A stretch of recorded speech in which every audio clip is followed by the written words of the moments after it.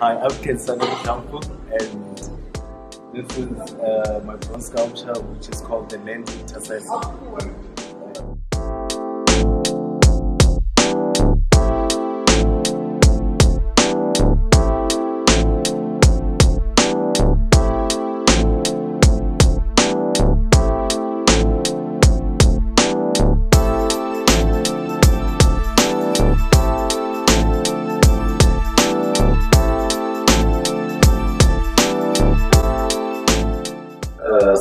Okay, this bronze, first of all, its title, it's Land Intercessor.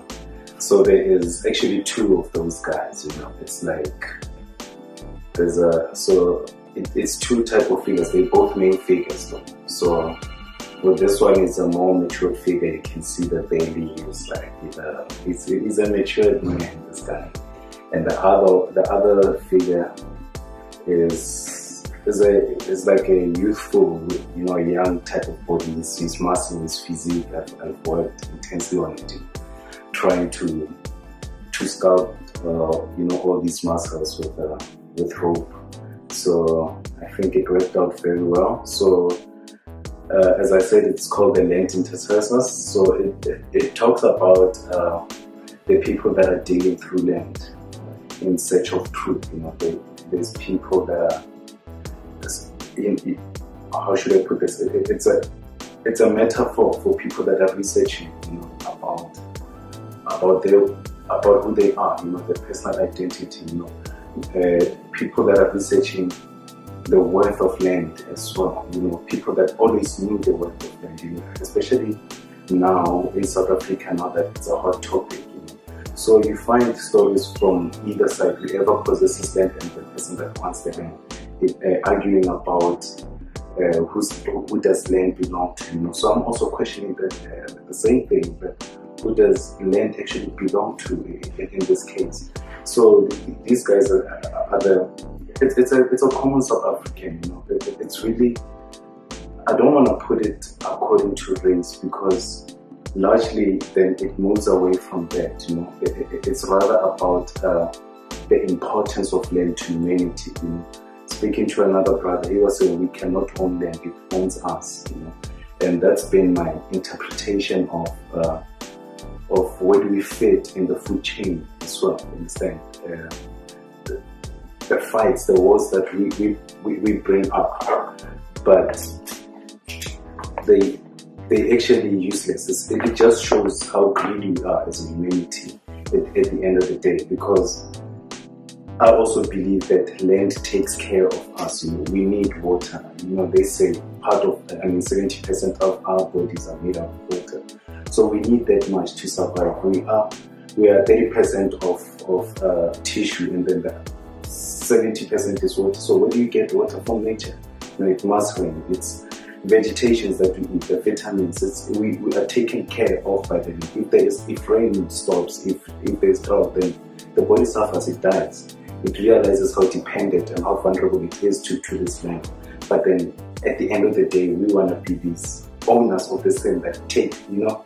So it's actually bigger than us. So these guys, they look like they're in a ritual, you know, in a prayer with their heads that are made out of wood. And I'm talking about my sculptures now. These heads are pointing into the ground, you know. So it's like, so it works as a head, but again, it changes into a tool that digs as well. So I think, yeah, it was a large commentary on the people that understand the importance of land and people that respect land for what it is. And it's been a commentary on where should land go to as well at the moment, you know. So should you take it away from this person and give it to this person? Out of this South African population, how many families will benefit and how many will be left out? It's still a new politic again, in a sense. So I think we just need to respect land and worship it, and, you know, do good for us, because my take is that nature is wiser than humans. It's been there for longer than us, so it knows better. So yeah.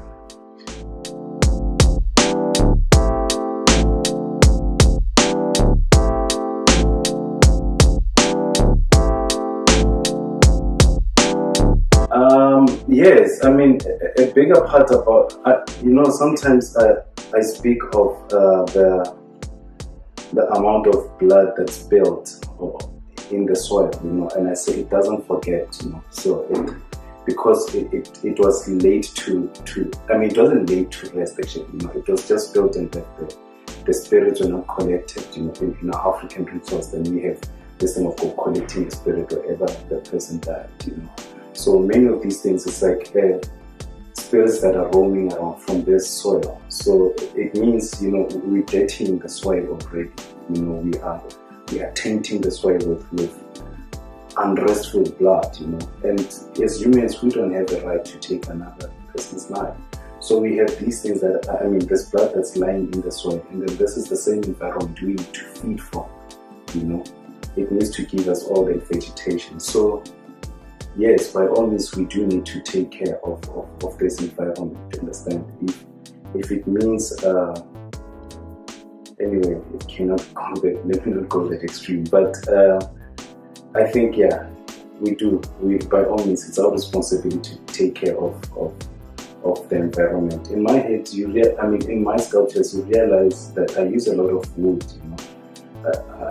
I admire trees and how the rooting system is something I think we should learn from life as well.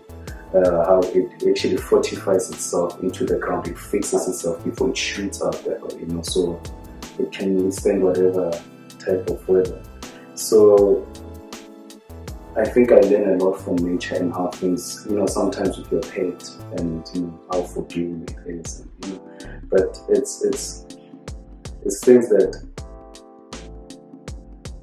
we should employ in our own lives. So I think, yeah, with these words, they're quite relevant to a South African situation at the moment, and maybe not only South Africa, because these land grabs and land who rightfully owns the land, it's in many countries, you understand, not only in Africa alone.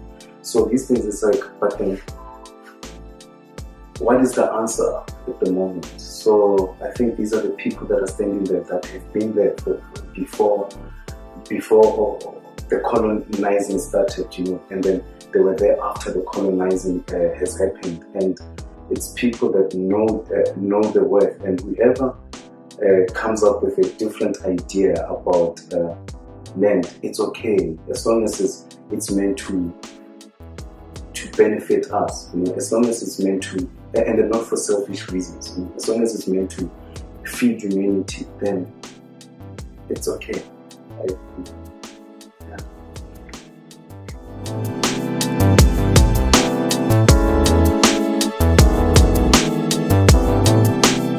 It's been a wonderful journey. I think these guys are, well, they're amazing. Yeah, first of all, they are amazing. I loved their reception, how they received my work and my visits here. They were also hands-on with the sculpture. Every time I come in, there's like so much progress on it, and everyone was saying, yeah, this is the first time that they've done something so complicated, which they were ready for it. They like, bring it on, let's see. And I've seen the tedious work that they've put in. I was there most of the time, assisting in every process I could, because I just wanted to come out in a specific way, and of which they saw the vision and just carried it through. So I think it's been a very wonderful experience. It's been an amazing journey with the sculpture. And I've done a few with them, so already there was like a slight relationship building up, but then with this one, then I just got closer to the guys, spending time with them and then working personally on certain areas with the sculpture, and then just getting to hear what they think about it. But it's been a positive commentary with challenges, but it was an exciting journey to see this new thing happen in front of our eyes. So yeah, I think I've enjoyed the journey.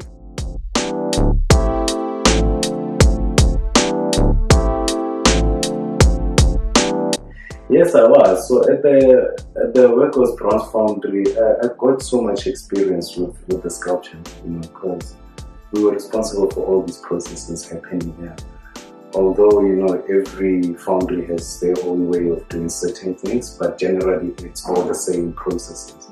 So I was, because luckily I think I understood sculpture. I think maybe luckily it's this multidiscipline that I apply to my work.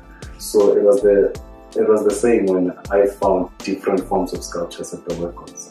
It wasn't so hard to understand or to know what to do, because you just get it.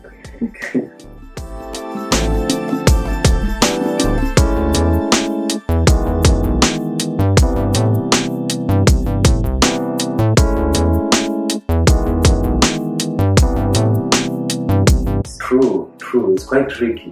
It's a tricky process, because with the wood you also see other things. I mean, a different color of wood maybe piercing through, like a dry branch through this.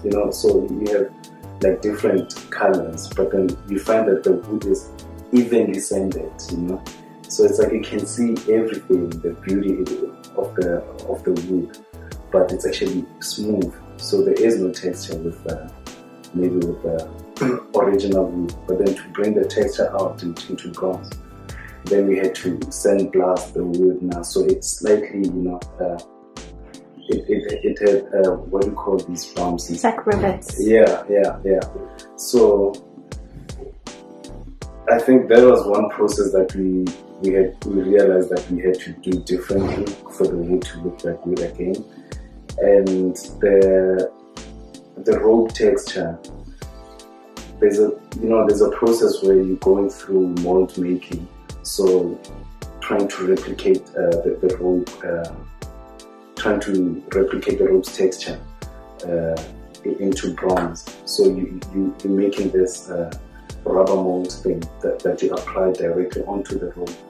So in this case, the rope is this material that sucks. So it was going to suck that silicone, that rubber, right through. So it wouldn't have come off. So we had to seal the ropes, but in a special way to still expose the rope's texture, not to take it away. So it's been a very tedious, tricky process. We had to block, certain areas that this silicone does not drip right into the areas we don't want it to go. Because if you think mayonnaise, it's that type of paste. So it's quite runny and quite slow. So it goes into every part where it's open. It just goes in. So I think it was such things to consider, and so that took long. It took very long for guys to see everything and making it more.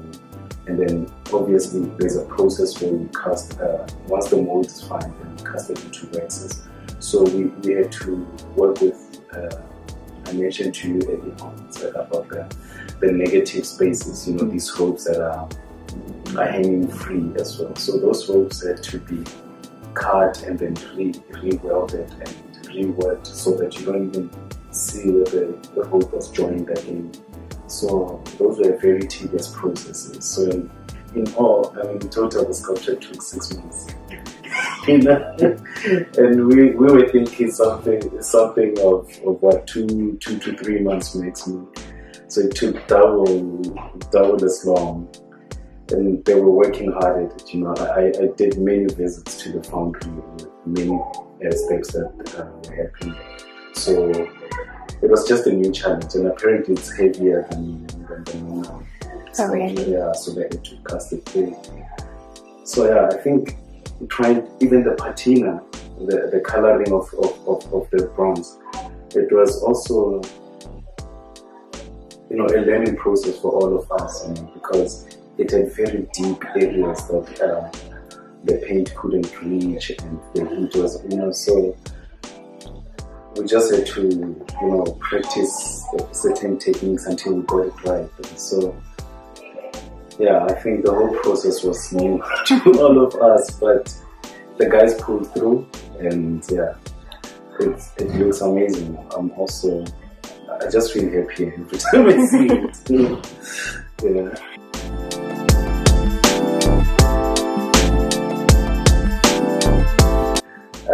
I think I wanted the sculpture to look like the actual rope, because first of all, the rope we're talking about is fabric. It's called calico, so it's got this cream color. It's cream whitish, and